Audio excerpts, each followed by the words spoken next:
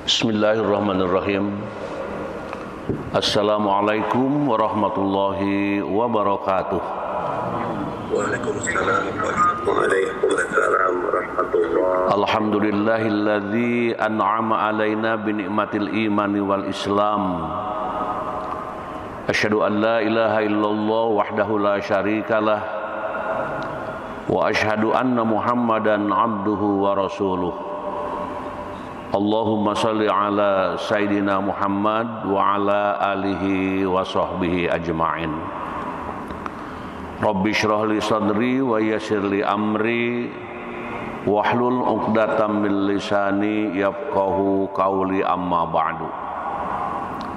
Qala Allah Ta'ala fil Qur'anil Karim, Iqra bismi rabbikal ladzi khalaq, khalaqal insana min 'alaq. Iqra wa rabbukal akram alladzi 'allama bil qalam 'allamal insana ma lam ya'lam. Puji dan syukur kita panjatkan kehadirat ilahi Rabbi Allah Subhanahu wa taala. Shalawat serta salam semoga Allah limpahkan kepada junjungan kita Nabi besar Muhammad sallallahu alaihi wasallam, kepada para keluarganya, para sahabatnya, para pengikutnya, termasuk kita yang sudah hadir di Masjid Al-Furqan dan juga melalui Zoom yang sudah kelihatan para jamaah kaum muslimin wal muslimat sudah tampak menyambut berkah, menyambut rahmat, menyambut ampunan, menyambut kelancaran yang Allah berikan kepada kita dan keluarga. Mudah-mudahan Allah selalu memberikan hidayah dan taufik kepada kita untuk menjalani perintah-perintah Allah Subhanahu wa taala. Hadirin kaum muslimin wal muslimat rahimakumullah. Saya mengucapkan terima kasih kepada semua yang telah berkesempatan bersilaturahim di dalam kesempatan ini. Mudah-mudahan kita tetap sehat walafiat. Dan juga ada salah seorang jamaah kita yang selalu hadir dan rajin ya. Ternyata pada hari Senin kemarin diuji kesehatannya, Profesor Dr. Haji Rahman, guru besar dari UPI, dosen dari Prodi Bahasa Sunda, sekarang sedang berbaring di rumah sakit di Pelabuhan Ratu. Dan mungkin ada jamaah yang lain juga kurang sehat, sedang diuji kesehatannya oleh Allah Subhanahu wa taala. Mudah-mudahan selain diuji, diberi ujian, juga diberikan kesabaran. Jadi penyakit dengan sabarnya.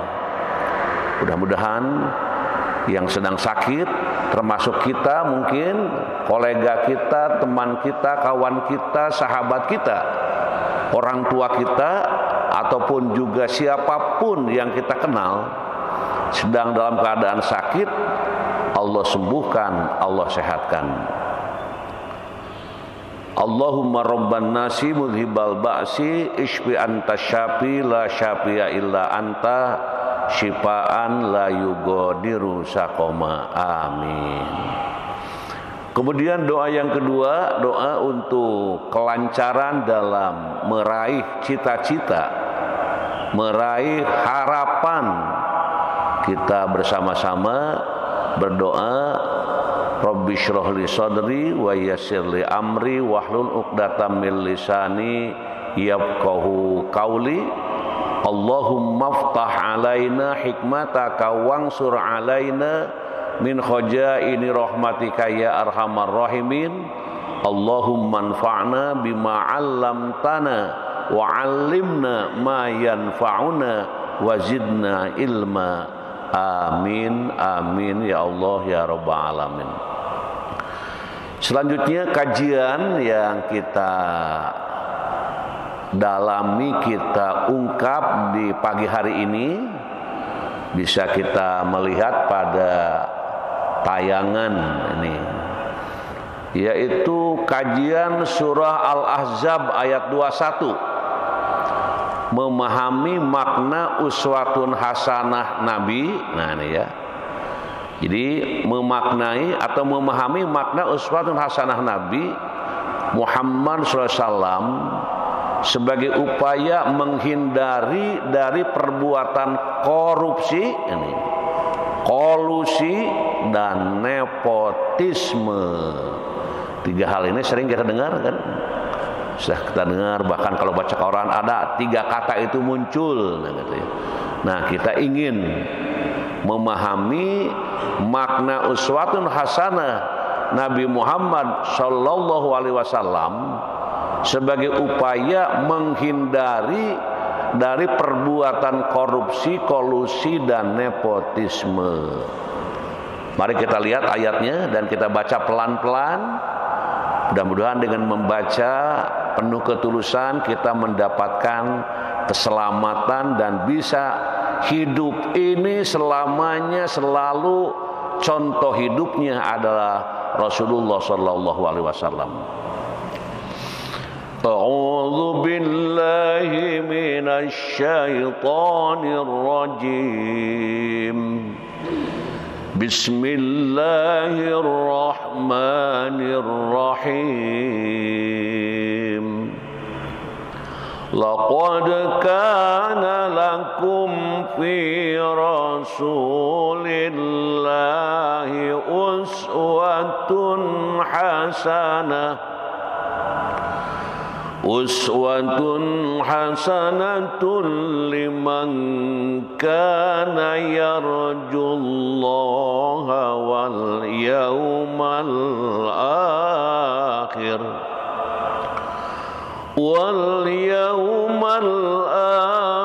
wa dzakarallaha katsira.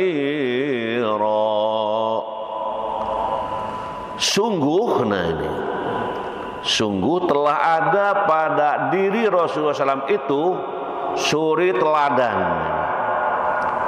Suri teladan yang baik bagimu, yaitu bagi siapa? Bagi orang-orang yang mengharap rahmat Allah dan kedatangan hari kiamat, dan yang banyak mengingat Allah. Di Allah mengumumkan, Allah menjelaskan bahwa Nabi Muhammad itu adalah sosok pribadi yang menjadi uswatun hasanah bagi umat manusia di alam jagat raya ini. Di para mahasiswa kalau ingin mencontoh, jangan contoh yang lain, contohlah Rasul, jangan setengah-setengah. Kenapa contoh Rasul? Rasul itu sudah dijamin oleh Allah Subhanahu wa taala, yang menjelaskannya Allah, yang mengumumkannya Allah, yang tidak patut diragukan dalam mencontoh kepada beliau. Kalau kepada selain beliau mungkin ada kekurangan-kekurangan gitu ya. Kalau Nabi Muhammad sudah dijamin, jangan ragu-ragu. Wah, gitu ya. Dalam kehidupan ini jadikan Nabi Muhammad sebagai idola, sebagai orang yang dicintai, sebagai orang yang diteladani dalam berbagai kehidupan. Nah itu. Dan disebutkan di sini orang-orang yang bisa mencontoh Rasul, liman kana yarjullah yang pertama, wal yaumal akhir yang kedua, wa dzakarallaha katsiran yang ketiga. Jadi orang-orang ini hidupnya akan mencontoh Rasul. Disebutkan di sini siapa sih? Orang yang selalu mengharapkan rahmat Allah. Kalau orang dimanapun selalu mengharapkan rahmat Allah, maka contoh hidupnya adalah Nabi Muhammad SAW. Atau juga yakin percaya akan datang hari akhir, hari kiamat. Dia percaya benar, yakin benar, contoh hidupnya tidak akan ragu-ragu, pasti Nabi Muhammad. Yang ketiga, yang selalu orang itu berzikir, selalu ingat kepada Allah, qiyaman wa qu'udan wa ala junubihim. Nah gitu ya. Jadi ingat kepada Allah itu mungkin sedang duduk, sedang berdiri, sedang berbaring, itu selalu ingat kepada Allah. Dan memang kegiatan manusia itu 3. Sekarang kita sedang apa? Halo? Sedang apa kita sekarang? Sedang duduk, ya. Tadi apa? Berdiri. Bahkan sebelum berdiri tadi apa? Berbaring. Nah, itu semuanya berzikir. Bukan karena sedang duduk di masjid maka saya berzikir. Duduk di rumah nggak berzikir, berzikir juga gitu. Atau sedang berjalan, sedang berdiri, nah sedang berbaring pun tidak lepas selalu berzikir. Orang yang selalu berzikir, banyak zikir kepada Allah, banyak ingat kepada Allah, maka contoh hidupnya tidak ragu-ragu lagi Muhammad sallallahu alaihi wasallam. Selanjutnya hadirin wal hadirat rahimakumullah, kita teruskan. Yang selanjutnya adalah arti yang barusan. Nah, ini naik ke atas. Terus sebentar. Nah, ini sudah turun. Nah, sudah naik turun lagi. Nah, asbabun nuzul ayat tersebut, sebab turunnya ayat tersebut. Apa sih yang menyebabkan ayat ini turun? Nah, kita melihat dari Ibnu Katsir. Ini nama kitab juga, ada nama kitab Ibnu Katsir, ya. Berkaitan dengan peristiwa perang Khandaq. Pasukan gabungan kaum kafir dalam jumlah yang besar, yaitu 10.000 prajurit, membuat sebagian kaum muslim yang hanya berkekuatan 3.000 prajurit merasa gentar. Jadi orang-orang muslim ini dengan informasi ada 10.000 prajurit orang-orang kafir, sedangkan orang muslim hanya 3.000 prajurit saja, itu merasa gentar. Nah, kala itu umat muslim tengah diuji dengan kesabaran, keteguhan, perjuangan, dan tetap menanti jalan keluar dari Allah Subhanahu wa ta'ala. Jadi kalau ada kekhawatiran, ada kegentaran, kan namanya manusia, ya. Kadangkala tiba-tiba perasaan kok gak enak ini. Ada apa gerangan ini? Nah, kalau ada perasaan tiba-tiba gentar, hati gentar, merasa tidak enak, nah ingat, ini sedang diuji oleh Allah. Semoga Allah berikan kesabaran, keteguhan, perjuangan, dan tetap menanti jalan keluar dari Allah Subhanahu wa ta'ala. Mereka yang gentar dan ragu adalah siapa? Kaum munafik yang hanya berpura-pura beriman. Nah, gitu. Di zaman Rasulullah ada orang yang pura-pura beriman, gitu. Siapa namanya? Istilahnya apa? Orang munafik. Nah, yang gentar tadi itu orang munafik. Gimana nih? Ngomong kepada temannya, iya saya juga gentar nih. Bagaimana nih? Apa kita pulang saja gitu? Nah, ini kan jadi terganggu pikirannya karena kemunafikannya itu, gitu. Allah Subhanahu wa ta'ala menurunkan ayat tersebut untuk memerintahkan kaum muslim yang benar-benar beriman meneladani keberanian Muhammad SAW dalam membela Islam, tidak gentar dengan besarnya jumlah musuh. Umat Islam harus kuat itu imannya. Makanya ya, kalau kita bangga dengan jumlah umat Islam, bolehlah bangga dengan jumlah umat Islam. Tapi berapa sih jumlah orang yang beriman? Oh banyak, Pak. Bangga juga dengan jumlah orang yang beriman. Sekarang yang selanjutnya, berapa jumlah orang yang mutakin? Nah ini, kalau kita ingin ngurut-ngurut gitu ya, tahapan-tahapan jumlah umat Islam begitu banyak, boleh bangga. Sekarang pikir lagi, berapa jumlah orang yang beriman? Nah, mungkin sudah mulai berkurang mungkin gitu ya. Nah, sudah beriman juga, coba lihat lagi berapa jumlah orang mutakin. Nah, Jadi memang tahapan-tahapan kehidupan manusia ini di kalangan orang muslim itu, di mana posisi mungkin sedang jadi orang muslim yang beriman, sedang menjadi orang muslim beriman dan muttaqin, insya Allah yang hadir sekarang ini bukan hanya seorang muslim, bukan sekadar mukmin, tapi juga kaum muttaqin. Amin ya rabbal alamin. Selanjutnya hadirin wal hadirat rahimakumullah. Nah, kita ingin melihat interpretasi para mufasir. Nah, ini. Coba lihat kita interpretasi para mufasir yang pertama. Ayat tersebut menegaskan kepada kita bahwa sungguh, nah ini kalimatnya bahwa sungguh gitu ya. Kalau sudah pakai kata sungguh ini penekanannya lebih kuat gitu. Bahwa sungguh telah ada pada diri Rasulullah SAW itu suri teladan yang baik bagi kita. Nah ini bagi kita ini sudah ada, sungguh sudah ada ya. Nabi Muhammad itu adalah suri teladan yang baik bagi kita. Kita kaji lebih dalam. Maka uswatun hasanah dalam ayat ini menurut Imam Ali As-Sabuni dalam Safwatut Tafasir adalah bahwa Rasulullah SAW merupakan figur yang luhur yang wajib kita ikuti seluruh perbuatan dan perkataannya. Kata siapa? Kata siapa barusan?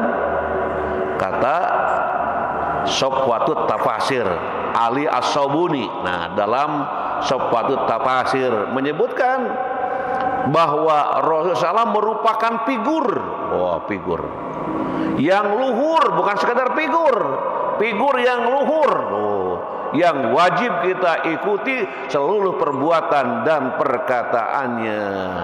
Allahumma sholli ala Muhammad wa ala ali Muhammad. Mudah-mudahan kita bisa mengikuti figur yang luhur yang wajib kita ikuti, Muhammad sallallahu alaihi wasallam.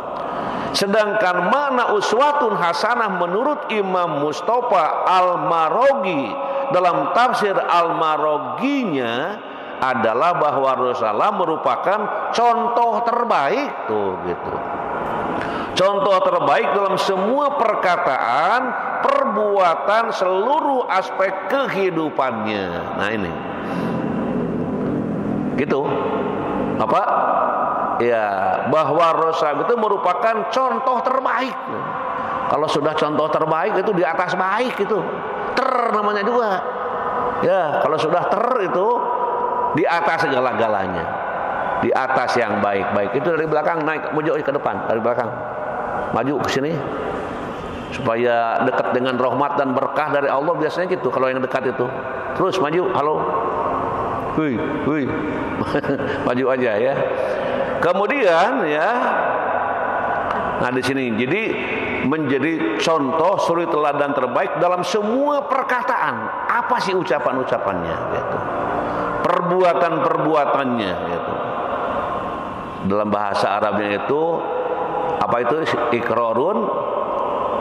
Jadi ucapannya, terus af'alun wa af'alun, terus qaulun wa fi'lun wa takrirun. Nah, itu.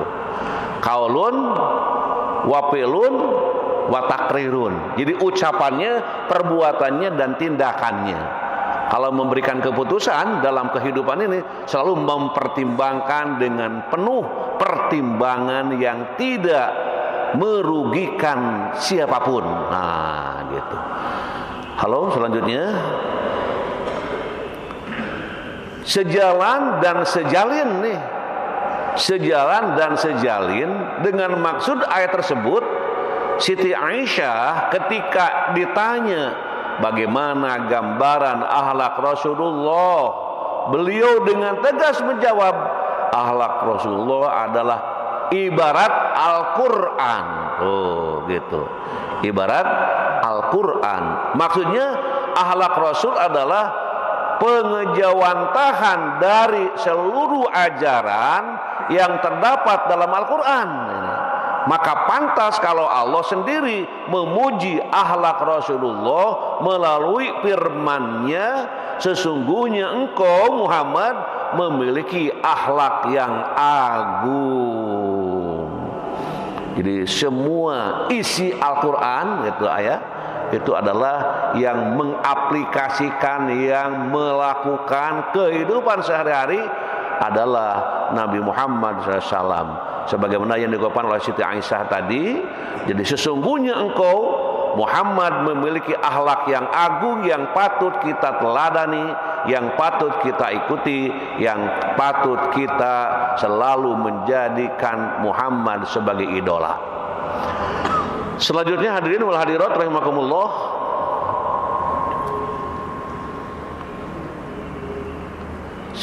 terusan. Nah ini yang kedua, Syekh Mutawalli Asy'arawi ini dalam kitab tafsirnya mengatakan ayat ini merupakan barometer kehidupan dari suri teladan bagi manusia. Ini ada kata kunci, barometer. Barometer kehidupan dan suri teladan bagi manusia.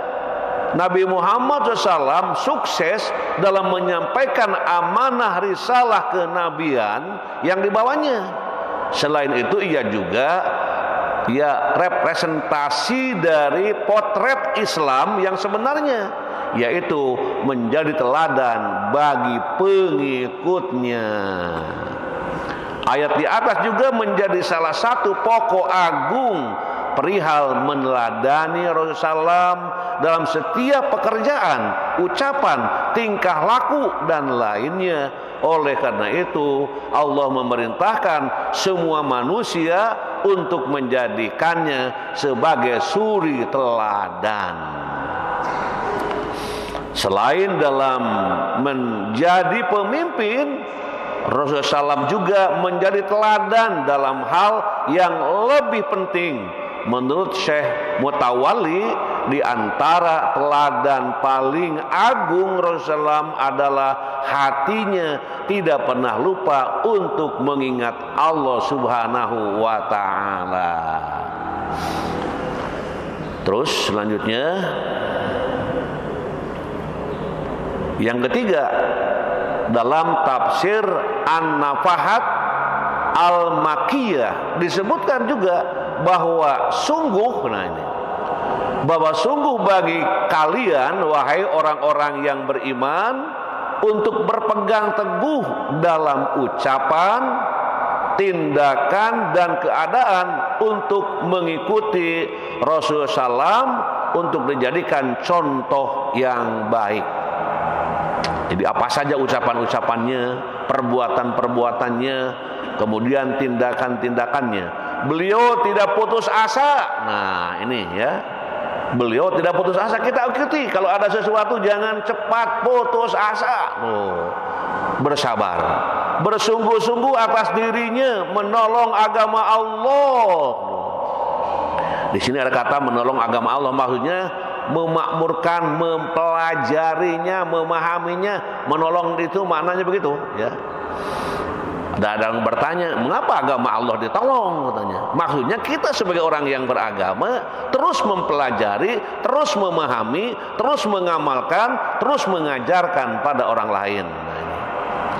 Berpegang teguhlah dengan sunnahnya dan tetaplah di atas prinsip Rasulullah dalam peperangan. Bersabarlah sebagaimana kesabaran beliau dalam dakwah dan jihad dengan seluruh kondisi, dan beramallah sebagaimana amal-amalan beliau, serta jangan berputus asa dari mengharap pahala dari Allah dan kasih sayangnya di akhirat. Ini menurut penafsir yang ketiga. Selanjutnya yang keempat, penafsir yang keempat,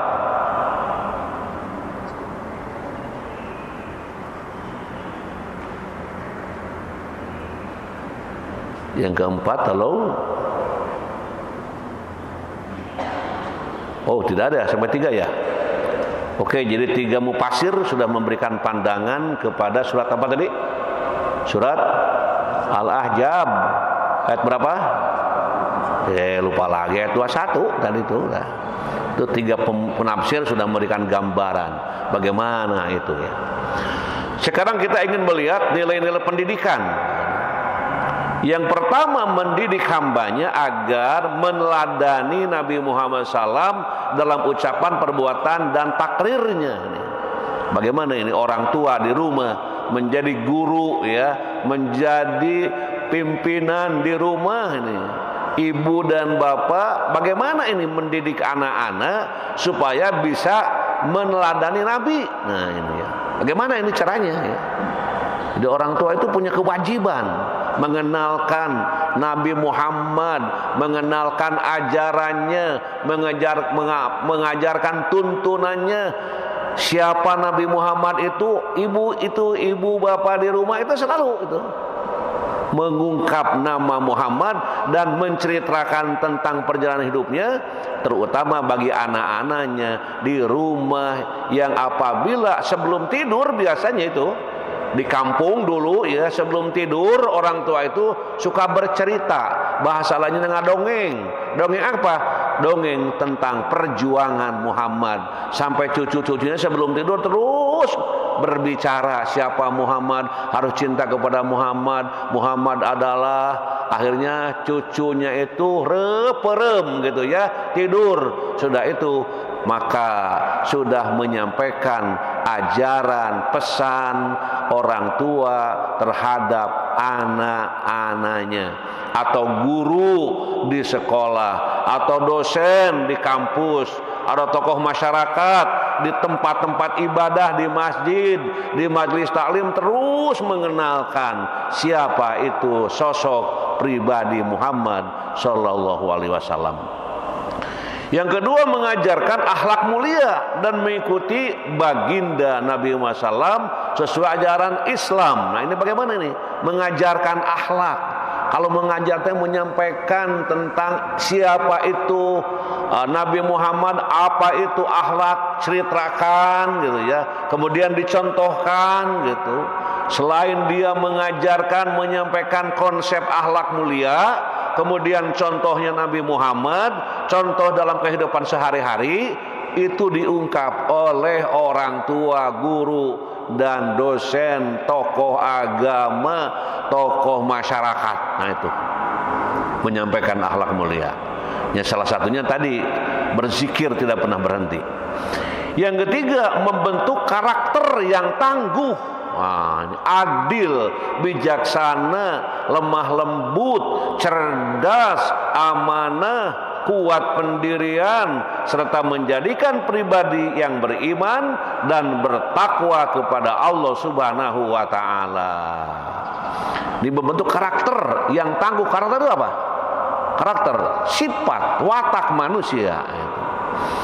Jadi sifat watak manusia yang memang dibentuk, diawali dari rumah gitu ya. Sejak lahir terus anak berkembang, maka pendidikan karakter itu diterapkan di rumah tangga masing-masing. Para mahasiswa mungkin sering ya mendengar kata-kata karakter, kemudian moral, nilai, etika, susila, akhlak, budi pekerti, budi perangi, adab. Ada berapa? Nggak dihitung ya. Istilah-istilah yang muncul di masyarakat tuh, istilah yang barusan itu. Dan itu semuanya memiliki kesamaan dan perbedaan. Ada persamaannya, ada perbedaannya. Persamaannya sama-sama bicara baik dan buruk. Perbedaannya soal sumber yang dijadikan dasar di dalam keberpikirannya itu. Nah itu. Kalau akhlak jelas-jelas sumbernya Quran dan Sunnah, sedangkan yang lainnya itu adalah budaya, masyarakat, kehidupan sehari-hari. Tapi semuanya bicara baik dan buruk. Nah itu, jadi kata-kata yang sering muncul ya, kemudian kita dengar, diantaranya itu ayat yang diungkapkan tadi membentuk karakter yang tangguh. Nah, kemudian adil, bijaksana, lemah lembut, cerdas, amanah, kuat pendirian, serta menjadikan pribadi yang beriman dan bertakwa kepada Allah Subhanahu wa taala. Yang keempat, mengajarkan hambanya agar bertaubat dan menjauhi maksiat, agar menjadi hamba yang diridhoi dan mendapatkan rahmat Allah Subhanahu wa taala. Mengajarkan, menuntunkan, ya, mendidik, terus dilakukan dan tidak pernah bosan di dalam menegakkan kebenaran. Selanjutnya, hadirin wal hadirat rahimakumullah. Nah, ini ada kata-kata korupsi, kolusi dan nepotisme. Disingkatnya apa? KKN. Dan di sini ada stop KKN. Oh, stop korupsi, kolusi, nepotisme. Nah, ini kalau bisa ditempel di dada masing-masing. Maksudnya di dalam hati ingat untuk tidak melakukan ini, gitu ya. Oke, kita lihat selanjutnya.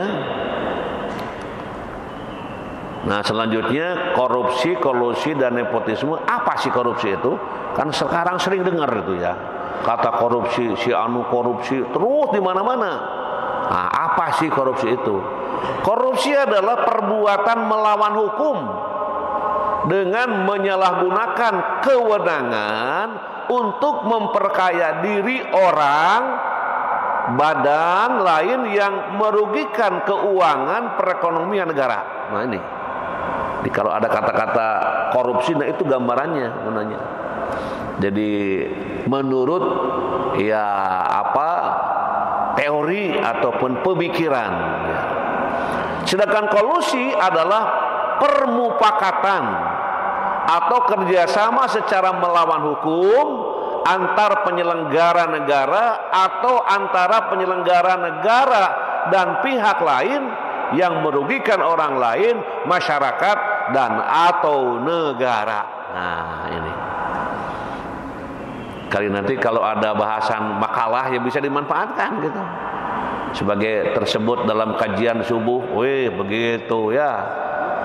Kemudian nepotisme sekarang adalah setiap perbuatan penyelenggara negara secara melawan hukum yang menguntungkan kepentingan keluarganya dan atau kroninya di atas kepentingan masyarakat, bangsa dan negara. Nah, ini.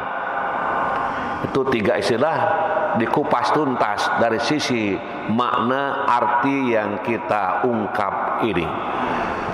Kemudian selanjutnya, hadirin wal hadirat rahimakumullah, kita perhatikan praktik korupsi, kolusi dan nepotisme di Indonesia saat ini telah memasuki tahap yang sangat mengkhawatirkan.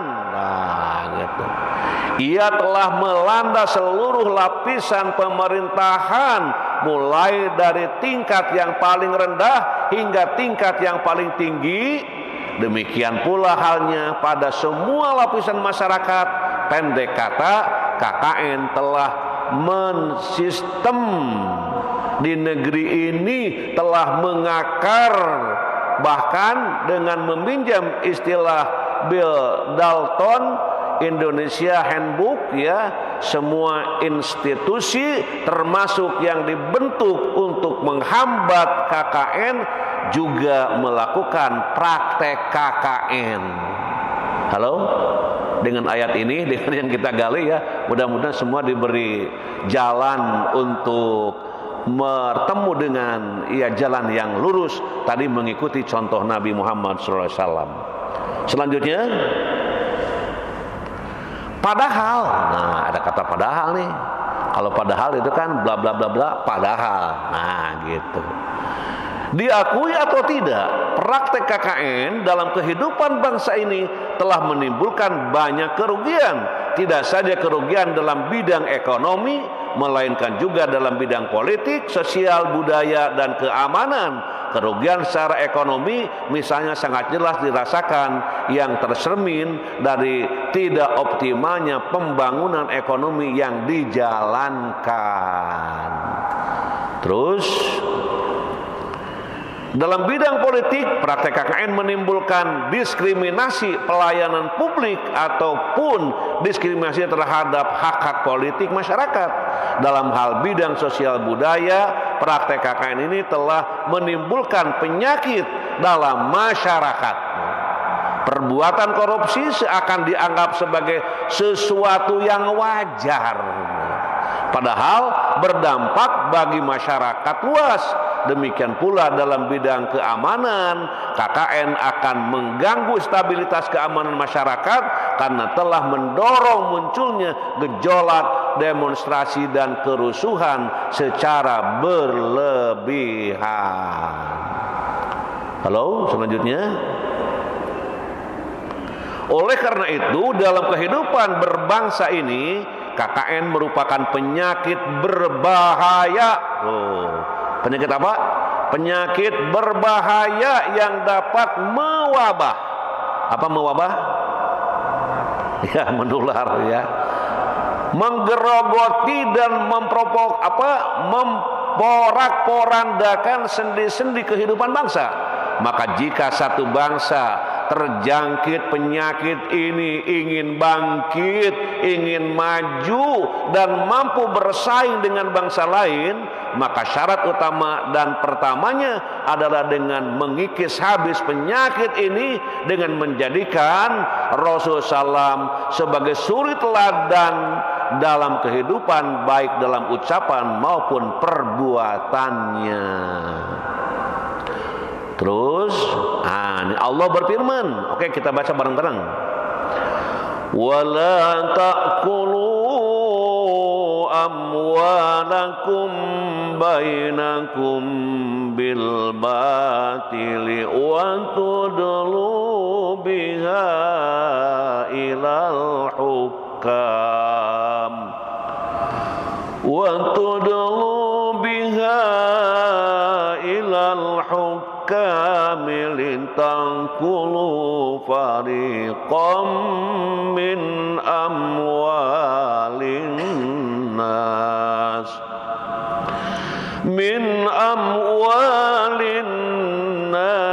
bil ismi wa antum ta'lamun.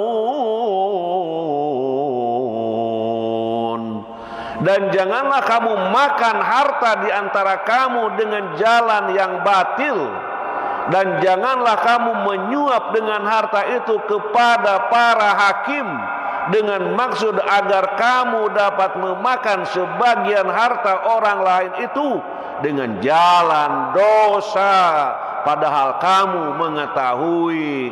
Al-Baqarah 188. Silakan dibaca diulang-ulang dengan artinya bagaimana Allah memberikan penjelasan dalam ayat ini.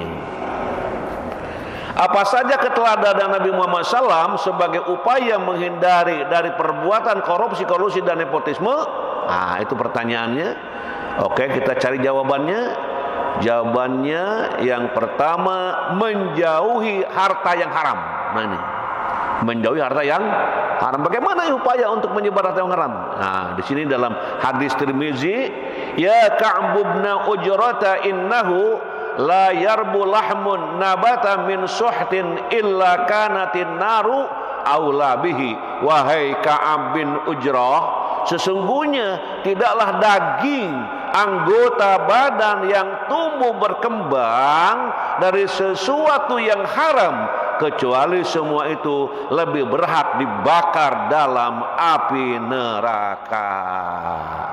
Ini saking apa? Saking harus berupaya menjauhi harta yang haram. Terus selanjutnya juga Allah berfirman. Oke, kita baca. Ya ayyuhan nasu kulu mimma fil ardi halalan thayyiba wa la tattabi'u khutuwatis syaitan innahu lakum aduwwum mubin. Wahai manusia, makanlah dari makanan yang halal dan baik yang terdapat di bumi, dan janganlah kamu mengikuti langkah-langkah setan. Sungguh setan itu musuh yang nyata bagimu. Silakan diulang lagi, dibaca-baca. Yang kedua, amanah dapat dipercaya. Al-Quran mengungkap dalam surat An-Nisa 58. Innallaha ya'murukum an tu'addul amanati ila ahliha wa idza hakamtum bainan nasi an tahkumu bil 'adl innallaha ni'ma ya'idzukum bih innallaha kana sami'an basira. Sungguh Allah menyuruhmu menyampaikan amanat kepada yang berhak menerimanya, dan apabila kamu menetapkan hukum di antara manusia, hendaknya kamu menetapkan dengan adil. Sungguh Allah sebaik-baik yang memberi pengajaran kepadamu. Sungguh Allah Maha mendengar, Maha melihat. Kemudian yang ketiga, tabligh.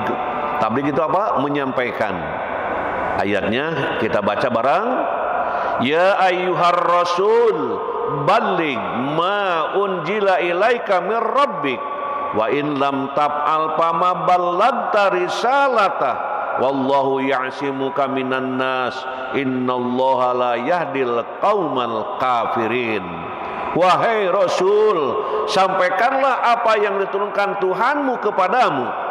Jika tidak engkau lakukan apa yang diperintahkan itu, berarti engkau tidak menyampaikan amanatnya, dan Allah memelihara engkau dari gangguan manusia. Sungguh Allah tidak memberi petunjuk kepada orang-orang yang kafir. Nah, ini tentang tabligh, menyampaikan. Rasul itu bertugas menyampaikan ajaran, tuntunan dari Allah Subhanahu wa taala melalui dakwah, baik dakwah terang-terangan maupun dakwah sembunyi-sembunyi, disampaikan oleh Rasul. Dan kita pun punya tugas untuk menyampaikan ajaran Rasul SAW ini. Yang keempat, membimbing kepada keimanan dan keselamatan. Laqad ja'akum rasulun min anfusikum azizun 'alaihi ma 'anittum harisun 'alaikum bil mu'minina raufur rahim. Sungguh telah datang kepadamu seorang rasul dari kaummu sendiri, berat rasa olehnya penderitaan yang kamu alami. Dia sangat menginginkan keimanan dan keselamatan bagimu, penyantun dan penyayang terhadap orang-orang yang beriman. Di Rasul itu berat ya, berat melihat umatnya yang menentang Allah, yang melawan Allah, yang selalu melakukan kedurhakaan dan dosa-dosa. Kira-kira bisa engkau nanti menerima azab siksa dari Allah? Nah, Rasul teh berat melihat umatnya yang begitu. Bagaimana maunya? Maunya semuanya beriman kepada Allah tuh. Maunya semuanya selamat hidupnya ini.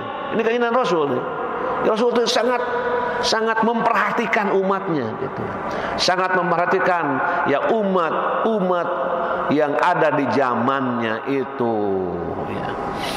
Selanjutnya hadirin wal hadirat rahimakumullah, tidak sombong dan selalu rendah hati. Nah ini. Wa ibadur rahmanil ladzina yamshuna 'alal ardi hauna wa idza khatabahumul jahilun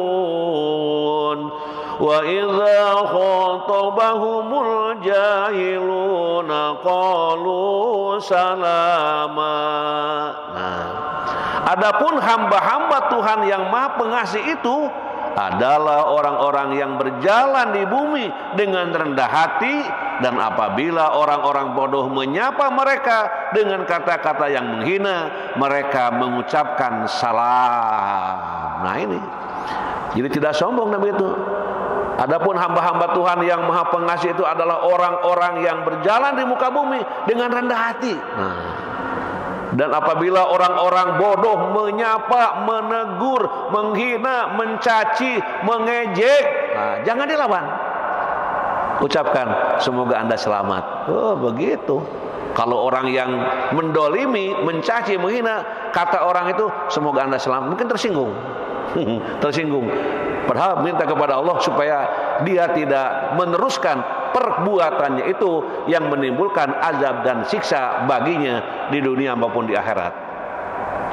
Oke, selanjutnya hadirin wal hadirat, membimbing akhlak mulia. Nah ini Rasul SAW bersabda, inna khiyarakum ahasinukum akhlakon. Sesungguhnya sebaik-baik kalian adalah yang paling mulia akhlaknya. Wa innaka la'ala khuluqin azim. Dan sesungguhnya engkau benar-benar berbudi pekerti yang luhur. Itulah akhlak Rasulullah. 7. Senang bermusyawarah, tidak memihak. Nah ini dalam Ali Imran 159. Maka berkat rahmat Allah engkau Muhammad berlaku lemah lembut terhadap mereka. Tuh, berkat rahmat Allah engkau Muhammad berlaku lemah lembut terhadap mereka.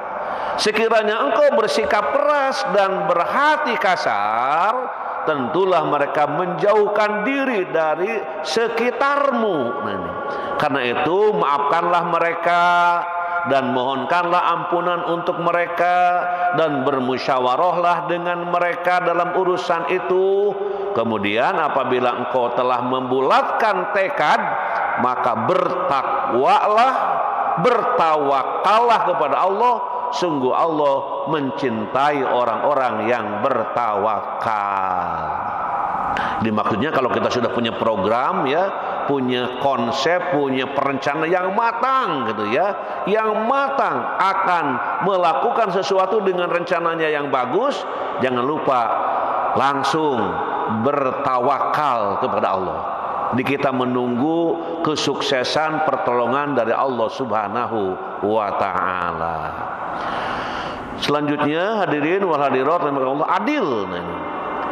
Ya ayyuhalladzina amanu kunu qawwamina bil qisti syuhada'a lillahi walau ala anfusikum awil walidaini wal aqrabin in yakun ghaniyan aw faqiran fallahu aula bihima fala tattabi'ul hawa an ta'dilu wa in talwu aw tu'ridu fa innallaha kana bima ta'maluna khabira.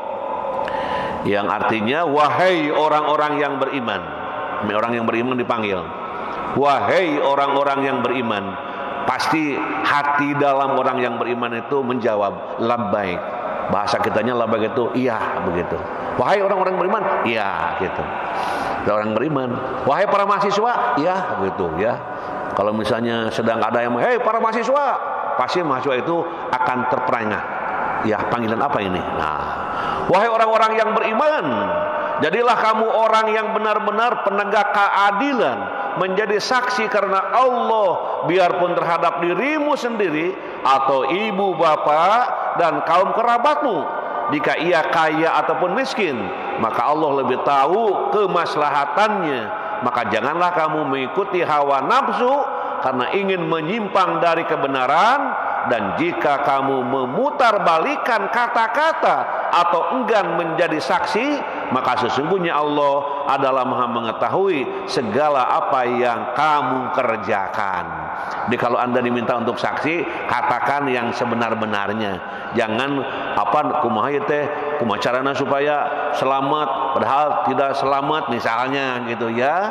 Nah, di situ maka ingat kepada ayat ini, bagaimana perintah Allah supaya hidup menjadi adil dengan siapapun, kepada siapapun, termasuk kepada diri sendiri, termasuk kepada kedua orang tua. Kalau memang orang tua kita salah, katakan salah. Nah, gitu ya. Lalu apakah yang dimaksud adil itu? Imam Ali karramallahu wajhah mengatakan, adil adalah menempatkan sesuatu secara proporsional dan profesional. Nah ini dikata siapa?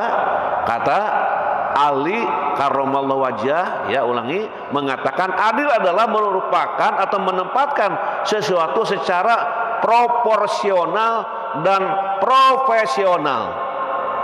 Lebih jelas lagi, Sayyid Qutb dalam bukunya adalah Al-Ijtimaiyah fi Islam mengatakan adil adalah menegakkan hukum atau kebenaran dengan tanpa mendolimi orang lain. Dengan demikian, prinsip penegakan keadilan dalam Islam tidak mengenal pandang bulu, status atau jabatan, walaupun terhadap diri sendiri, keluarga, masyarakat, orang kaya, orang miskin, pejabat atau rakyat, hukum harus tetap berlaku dan keadilan harus tetap dijunjung tinggi. Selanjutnya, kisah uswatun hasanah nih. Ada kisah uswatun hasanah Nabi Muhammad SAW. Coba kita lihat dan kita baca pelan-pelan. Nabi Muhammad SAW telah memberi teladan tentang bagaimana agar harta yang kita miliki menjadi berkah, yaitu dengan cara mengeluarkan sebagian dari harta yang kita miliki di jalan Allah Subhanahu wa Ta'ala, baik itu dengan cara bersedekah, berinfak, berzakat ataupun berwakaf. Rasulullah SAW mengisi hari-harinya dengan bersedekah. Bahkan sedekahnya semakin banyak ketika bulan suci Ramadan. Bahkan Rasulullah SAW bersedekah bukan saja terhadap orang-orang yang telah memeluk Islam. Dalam sejumlah riwayat dan juga kitab-kitab sirah disebutkan bahwa Rasulullah mempunyai kebiasaan bersedekah pada seorang buta yang begitu membenci Rasul. Orang buta itu setiap hari selalu mencaci maki Rasul tanpa mengetahui seperti apa sosok Rasul itu.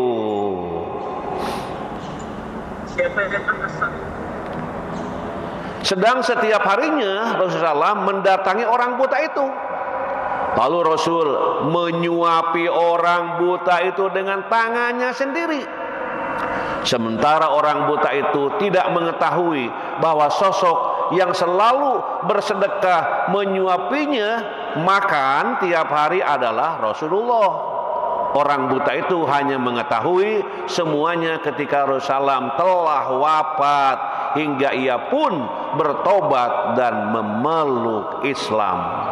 Maka sebagai muslim harus meneladani Rasulullah SAW dengan menjadi dermawan, mengeluarkan harta untuk kemaslahatan di jalan Allah. Apalagi bagi yang memiliki kelebihan harta, jangan sampai bakhil terhadap harta, karena sifat bakhil itu akan membawa kebinasaan. Dan sejatinya setiap manusia akan diminta pertanggungjawaban atas hartanya. Maka celaka bagi orang-orang yang menghambur-hamburkan hartanya dalam kemaksiatan dan tidak mau bersedekah, berinfak, berzakat dan berwakaf. Hadirin wal hadirat rahimakumullah. Nah, ini sampailah kepada doa. Doanya ini doa yang sering kita baca mungkin. Bismillahirrahmanirrahim. Allahumma inni a'udzubika min munkaratil akhlaq wal a'mal wal ahwa. Sampai situ tuh doanya yang dibaca Rawahu Tirmidzi-nya. Allahumma inni a'udzubika min munkaratil akhlaq wal a'mali wal ahwa. Yang artinya Allahumma ya Allah, ya Allah, aku berlindung padamu dari akhlak, perbuatan dan hawa nafsu tercela. Ya Allah, aku berlindung padamu dari akhlak, perbuatan dan hawa nafsu yang tercela. Ini bagi siapapun ya yang telah mengetahui ini, baca doa ini. Dan kalau kita dikirimi doa oleh orang lain, baca itu doa baru diamini gitu ya. Jangan langsung amin belum dibaca. Seperti ada yang meninggal dunia, kirim doa apa? Doa mohon ampun lewat WA. Nggak dibaca, cuma dikirim aja lewat WA. Kirim kemana ini? Di sana nggak ada WA itu, ya. Yang penting bacaannya, doanya yang diucapkan. Makanya bila kita mendoakan orang yang sakit, bacakan doanya itu. Bila kita mendoakan yang sudah meninggal dunia, bacakan doa itu, bukan mengirim WA, ya WA doa tanpa dibaca. Kebanyakannya orang gimana ini? Harusnya dibaca doa itu supaya sampai kepada yang didoakan tersebut. Alhamdulillah kajian kita sudah berakhir, selesai, dan mudah-mudahan dengan pengajian ini Allah selalu memberikan hidayah, taufik kepada kita semuanya. Sebelum kita berakhir berdoa, kalau yang masih punya kesempatan untuk berlanjut perjalanan silahkan. Kalau yang masih mau duduklah gitu ya. Karena doa di akhir kajian nanti akan dikumandangkan. Ucapan terima kasih kami ini yang pertama kepada Sivitas Akademika UPI ya. Kemudian MDGB di sini Bapak Profesor Didi Suryadi dan Ibu Profesor Aan Komariah yang selalu berdakwah, menyampaikan dakwah kita melalui kajian PPT yang ataupun player yang dibagikan kepada semuanya. Mudah-mudahan menjadi berkah. Kemudian Profesor Dr. Indri Hardini MPD yang memfasilitasi Zoom meeting yang kita manfaatkan. Jazakumul khairan. Mudah-mudahan ibu dan keluarga selalu dalam rahmat berkah Allah Subhanahu wa taala. Kemudian penasehat dan pengurus DKM Al-Furqon, Prof Juntika, Prof Mupid, dan banyak kawan-kawan lain yang selalu hadir. Mudah-mudahan kehadirannya membawa keberkahan. Kemudian Prof Ahman juga selalu hadir, dan juga Muadzin Al-Furqon UPI yang menyiapkan fasilitas ya, segala sesuatu mudah-mudahan jadi amal soleh yang akan membawa kelancaran dalam berstudi di UPI dan seterusnya. Kemudian para dekan dan direktur UPI juga hadir, insya Allah berkah. Direktur Kemahasiswaan Profesor Dr. Suwatno MSI juga hadir, mudah-mudahan selalu dalam keberkahan Allah. Kemudian Pak Dr. Kiai Ahmad Ali juga hadir, terima kasih, semoga tetap dalam ridho Allah Subhanahu wa taala. Kemudian Prof Rahman sedang sakit, tadi sudah doakan. Ibu Profesor Aan sedang sakit di rumah sakit di Pelabuhan Ratu, mudah-mudahan tetap segera diberi kesehatan oleh Allah Subhanahu wa taala. Kemudian juga TV UPI yang menyebarkan dakwah kita, mudah-mudahan menjadi TV yang selalu melakukan edukasi bagi generasi yang terpuji untuk mendapatkan ridho ilahi. Terima kasih. Kemudian juga manajer asrama UPI Dr. Andes Sugihartono MA juga ini membawa para mahasiswa untuk ikut dalam kajian ini. Kemudian kepala asrama ya juga putra dan putri Ibu Dr. Kokom dan Bapak Dr. Anas Maftuhin MSI ini juga ikut dalam kajian dan juga membawa para mahasiswa dari asrama. Kemudian juga saya mengucapkan terima kasih nih kepada Maijen Purnawirawan TNI Zaidun Esos MM. Halo, ini Pak Jenderal hadir dengan segala kesibukannya ya. Beliau komisaris utama PT Sambas Energi Asia dan PT Delima Nusantara, Dewan Pembina Asperindo, komisaris PT Gani Arta Dewi Tunggal. Nah, ini banyak kesibukan-kesibukan. Semoga dengan kajian ini terus berkah Allah diberikannya oleh Allah Subhanahu wa taala. Kemudian Bapak Tatang Muhtar, ini Kadis Dukcapil Kota Bandung dan juga pengurus ataupun ketua ICMI Kota Bandung. Halo Pak Tatang Muhtar, selalu hadir dan mudah-mudahan sehat selalu dalam melaksanakan tugas sehari-hari. Kemudian Pak Dr. Yadi, dosen ITB juga hadir, terima kasih, ini selalu memberikan support dalam kehadirannya, insya Allah berkah. Kemudian Sivitas Akademika Uninus, nah ini Bapak Dr. Haji Hendi S. Muhtar, nah ini selalu hadir dalam kajian ini, dan juga para dosen dan alumni termasuk Pak Dr. Marwan Uninus. Nah, ini juga hadir. Mudah-mudahan Uninus menjadi universitas yang dibanggakan, dimuliakan Allah Subhanahu wa taala. Amin amin ya. Kemudian juga ya para alumni, para mahasiswa yang sedang nyusun disertasi, tesis, sedang bingung melalui pengajian, mudah-mudahan mendapatkan kelancaran. Amin, amin. Kemudian kepala kelas Doktor BPI PRI. Nah ini, jadi kelas Doktor BPI PRI Bapak Masdon, Bapak Sadono Sriharjo dan kawan-kawan. Pak Don, Mas Don hadir. Terima kasih. Terima kasih. Ya, selalu salam sehat, lancar dan berkah selamanya. Kemudian Konsorsium Pendidikan Tinggi dan Cendekiawan Nusantara Profesor Dr. H. Supari Muslim MPD selalu hadir ini. Kemudian Profesor Dr. Husni Tamrin MH juga hadir, terima kasih. Dr. Muhammad Hasan Basari atau Basari hadir juga. Kemudian Pak Zainal Arifin, mahasiswa S3 UIK Bogor, nah ini ya. Dan juga dosen dari UIN Jakarta, beliau itu hadir. Kemudian Pak Dr. Yapandi dari Pontianak, beliau adalah pembantu dekan di UIN ataupun IAIN Pontianak ya, Kalimantan Barat. Kemudian juga Pak Zainal Arifin MAG. Nah, ini juga disebut di sini sebagai dosen dan sebagai mahasiswa, insya Allah lancar selalu.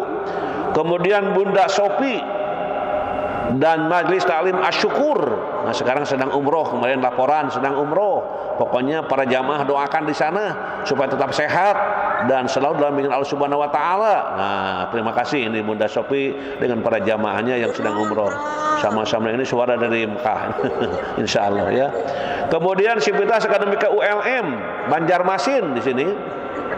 Ada Bapak Jainuddin, ada Bapak Sigit Ruswinarsi, Bapak Abdul Salam. Semoga bapak-bapak ini lancar dalam studinya, terus sehat walafiat dalam kehidupan sehari-harinya. Kemudian juga keluarga besar KBSA YBSA. Nah ini, nah baru kelihatan itu Pak Jenderal Jaidun itu ya, halo. Mudah-mudahan berkah selamanya. Kemudian keluarga besar YBSA KBSA ini, keluarga pimpinannya keluarga Hajah Sobariah ini, yang selalu membawa para masyarakat di Cianjur Selatan, Yayasan Pendidikan Agama Islam di sana ya. Mudah-mudahan lebih lancar dalam menjalankan tugasnya. Kemudian keluarga besar Ibu Yoyo ya, Ibu Yoyo juga dengan anak Incu Ngariung Mempulung di situ, dan keluarga besar Abah Ukik dan Abu Iyah juga ikut hadir dalam kajian ini, insya Allah berkah. Seluruh Sivitas Akademika UBK, nah ini UBK, Rektor UBK Bapak Dr. Apoteker Entris M. Hakes, halo Pak Rektor selalu hadir. Ya, semoga lancar dalam urusannya, sukses jadi rektornya dan dibanggakan Allah selamanya. Kemudian juga WR1-nya Dr. Apoteker Yani Mulyani MS, WR2 Pina Pitniawati SKP Neres MKep, WR3-nya Hajah Sri Mulyati SKP MKes AIPO. Nah, WR4-nya Bapak Agus Mi'raj Darajat SKP Mers MKes. Nah, ini semoga lancar segala urusannya. Kepala PSDKU Tasikmalaya Asep Mulyana SKP Neres MKep PhD, wah ini luar biasa ikut hadir. Staf PSDKU Subang Siti Rohmah juga hadir. SST MKeb Kaprodi D3 Keperawatan Dede Nur Aziz Muslim SKep Ners MKeb. Ini calon doktor, semoga lancar ya. Kemudian Hajah Imas Syarifah SPD MPD Koordinator Keluarga Besar Almarhumah Hajah Horia. Terima kasih, ini para alo-alo dari Tasikmalaya ikut hadir. Semoga lancar dalam segala urusan-urusannya. Kemudian Hajah Imas Cucu SPD MM Bendahara SKep PPNI Jabar juga hadir. Terima kasih. Bapak Gatot Handoko jamaah Masjid Darul Irfan SMA Negeri 8 Jakarta hadir, terima kasih ya. Selain ngajar ngaji juga supaya lebih berkah gitu ya. Kemudian Pak Dudi DMI dan Unisa Kuningan juga hadir, terima kasih nih Pak Dudi, semoga lancar dalam melaksanakan tugas sehari-harinya. Kemudian Pondok Pesantren Al Firdaus Cipatat Bandung Barat Kampus 1 dan 2. Ini pimpinannya adalah Ustadz Roni. Beliau membimbing, mendidik, mengajar ya, menghantarkan anak-anaknya supaya jadi orang yang cerdas, orang yang berakhlak dan orang yang bisa hidup dalam kehidupan sehari-harinya. Wah, Firdaus hadir, Firdaus ya udah luar biasa. Kemudian juga Ibu Dr. Haji Endah Hasanah Distrik Kabupaten Sukabumi juga hadir, terima kasih. Ibu Hajah Alia Baidowi Koordinator Muhammadiyah ASEAN, nah juga hadir juga ini. Mudah-mudahan mengembangkan dakwah kita sampai ke ASEAN bahkan ke tempat lainnya. Kemudian Pak Bang Robandi Kaprodi di sini dosen pedagogik, dan Bapak Epi ya, ketua prodinya sekarang yang mengimami pedagogi di UPIK dengan jurusan tersebut. Pak Epi, halo, semoga terus berdakwah melalui pedagogiknya ya, insya Allah. Kemudian Ketua Forum Madrasah Swasta Kabupaten Tasikmalaya sekaligus Kepala Madrasah Serba Bakti Pondok Pesantren Suryalaya dan dosen Pasar Sarjana S2 STY LMPP Suryalaya Bapak Dr. Ki Haji Riyad Jamil SPDI MM hadir, terima kasih, insya Allah berkah. Kemudian sama-sama Pak Syaprol Ma'mun mahasiswa program Doktor Pendidikan Islam UIK Bogor juga hadir, semoga lancar studinya. Jadi intinya bahagia dan lancar dan selamat sama-sama dan kawan-kawan. Kemudian Bapak Sukamto pengawas Kota Depok, nah ini selalu hadir, insya Allah berkah. Sivitas Akademik Sai School juga para santri, ustadz hadir di sini dalam kajian ini, terima kasih. Kemudian Bapak Asdur pengurus PGRI Kabupaten Bandung juga hadir, terima kasih. Bapak Jasman Indradno dari ITB Semarang, terima kasih juga hadir. Keluarga besar Igi Jabar, Bapak Anwar Sanusi, Bapak Nana R. Wijaya bersama MTS Darul Rahman Ranji Kulon Majalengka, Masya Allah. Igi itu apa? Ikatan Guru Indonesia. Jadi guru-guru diikat ya dalam wadah ini supaya lebih tulus dalam mengajar dan mendidiknya. Kemudian Bapak Ujang Permana DKM Masjid Jami Al Mustafa Desa Cimeong Majalengka juga hadir, terima kasih. Bapak Dr. Yayat Sudrajat MTSN 1 Kabupaten Bandung, terima kasih. Sama-sama insya Allah berkah.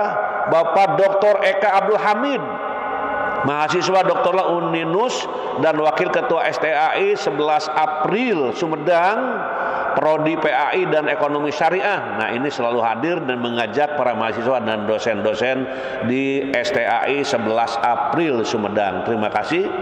Kemudian Bapak Dr. Asep Saifullah Kepala SLBN Karawang, nah ini juga hadir. Kemudian sama-sama kemudian SD plus Sania, nah juga hadir para guru ya, orang tua sama-sama. Bapak Samsudin SPD MM dari STIT NU Pangandaran beserta Yayasan Islam Pangandaran hadir, subhanallah. Semoga berkah dalam menjalankan tugasnya sama-sama.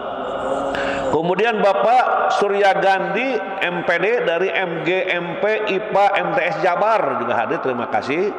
Pak Agus Dario dari Uninus dan Untar Jakarta. Nah, Untar Jakarta juga hadir di sini. Kemudian Ketua DPD HISPI Jabar, Pak Jentot Tugiono MM. Halo Pak Jentot, selalu hadir dalam menjalankan tugas. Kemudian Universitas YPIB Majalengka juga hadir. Sivitas Akademika Setebi Bina Esa juga hadir. Sivitas Akademi SMIT Alpaz, nah ini binaan Prof Aan ini selalu hadir, santri-santrinya hadir, ustad-ustadahnya ikut gabung untuk menyambut berkah. Subhanallah. Terima kasih. Sama-sama. Kemudian Ibu Dr. Suliasyahrini dari Untan, Kalimantan Barat juga hadir. Saya lihat ada Ibu Dr. Sulis, ada Ibu Dr. Yulis dan kawan-kawan di di Kalimantan Barat, di Pontianak ya, hadir, mudah-mudahan insyaallah berkah. Kemudian Ibu Siti Hori Auriah, Dinas Pendidikan Kota Depok, juga hadir. Ibu Kepala Dinas Pendidikan ini dari Depok selalu hadir dengan para jamaahnya, mudah-mudahan menjadi berkah. DKM Masjid Al-Falak dan jamaah Masjid Al-Falak juga hadir. GOW KBB Ibu Dr. Deti dan Ibu Lia selalu hadir dari KBB Bali Bandung Barat, insya Allah berkah. Sama-sama SMP Tahfiz Quran Fantastis Depok juga hadir. SMK Nur Kausar Budiah juga hadir. Sivitas Akademika IKIP Siliwangi Bapak Tamtam Kamaludin tidak ketinggalan juga hadir, insya Allah berkah. Bapak Dr. Usep Sutarman STAI Yamisa Soreang juga hadir. Bapak Profesor Dr. Usep Kuswari EPBS UPI dan DKM Baitul Amanah Lembang 2, halo Prof, selalu hadir dalam kajian ini, insya Allah berkah. Kemudian Sivitas Akademika Pendikar Pancasila Bapak Riyadi ini dari Kalimantan Barat, dari Universitas Tanjung Pura selalu hadir. Kemudian Bapak Kiai Ahmad Sujai Dewan Masjid Indonesia dan Dewan Kemakmuran Masjid Raya Al-A'dham Kota Tangerang juga hadir, insya Allah berkah. Kemudian Bapak Dr. Haji Agil, ini adalah Dekan FAI Unsika, dan Bapak Sutarjo, waduh ini Pak Agil selalu hadir dengan para dosen dan mahasiswa. Waalaikumsalam, insya Allah berkah. Kemudian Pak Toto Sunarto Ciputat Jakarta juga hadir, terima kasih. Sama-sama kembali. Kemudian MTS Negeri 2 Bandung Barat Bu Yuni juga hadir, ini Ibu Dr. Hajah Yuni ini sudah pulang dari tugasnya. Kemudian SDN Kenjeran 248 Surabaya juga hadir, terima kasih. Kemudian Pak Abu Khoer bersama keluarga besar Balai Besar Guru Penggerak Jawa Barat, Jawa Timur dan NTB. Ini halo Pak Abu, semoga lancar dalam melaksanakan tugas sehari-harinya. SMP PGRI Cidahu Mande Cianjur, Bu Lina Herlina Mande, Bu Yeni, Bapak Meisha Hadiat SDN Pasir Kelewih 2, Ibu Ida Latifah dari SDN Ciputri Kecamatan Mande Kabupaten Cianjur, Ibu Hartiningsih Kepala Sekolah SDN Salagedang Mande Cianjur, Ibu Cucu Suciana Kepala Sekolah SDN Ciangsana Mande Cianjur, Ibu Nur Hasanah Kepala Sekolah Dasar SDN Ciandam Kecamatan Mande Cianjur, Bapak Bu Pipih Mande Cianjur, kemudian Ibu Ratna dari SDN Sukabagja, kemudian Ibu Yeni Hendayani SDN Sawagede Mande, kemudian Ibu Heryati SDN Campaka Cianjur, dan Sivitas Akademika Bunga Islam Bunga Bangsa. Nah itu yang tercatat dalam catatan kami. Mungkin di sini banyak yang tidak tersebutkan, tidak terungkapkan namanya. Tadi dari Pak Abu ini belum masuk nama-namanya. Mudah-mudahan yang hadir semuanya mendapatkan berkah dari Allah Subhanahu wa taala. Dan ini Igi menggiring para guru kelihatannya dengan kepala sekolah supaya ikut ngaji bersama-sama. Subhanallah. Mari kita berdoa di akhir kegiatan ini, mudah-mudahan doa kita insyaallah dikabul Allah Subhanahu wa taala. Allahumma salli wa barik wa sallim, amin. Allahumma rzuqna ilman nafi'an wa rizqan thayyiban wa amalan mutaqabbalan. Allahumma inna nas'aluka ilman nafi'an wa rizqan wasi'an wa shifaan min kulli da. Allahumma yassir umurana, Allahumma faqihna fid din waghfir lana wa liwalidaina warhamhuma kama rabbayana sigoro. Rabbana taqabbal minna innaka antas samiul alim wa tub alaina innaka antat tawwabur rahim. Rabbana atina min ladunka rahmah wa hayyi lana min amrina rasyada. Rabbana taqabbal minna innaka antas samiul alim wa tub alaina innaka antat tawwabur rahim. Rabbana atina fid dunya hasanah wa fil akhirati hasanah wa qina adzabannar wa adkhilnal jannata ma'al abror ya aziz ya ghaffar ya rabbal alamin. Subhana rabbika rabbil izzati amma yasifun wa salamun alal mursalin walhamdulillahi rabbil alamin. Subhanakallahumma wa bihamdika asyhadu an la ilaha illa anta astaghfiruka wa atubu ilaik. Wassalamualaikum warahmatullahi wabarakatuh. Mudah-mudahan usia kita dipanjangkan penuh keberkahan. Mohon hapunten. Bayunan keluar. Assalamualaikum warahmatullahi wabarakatuh.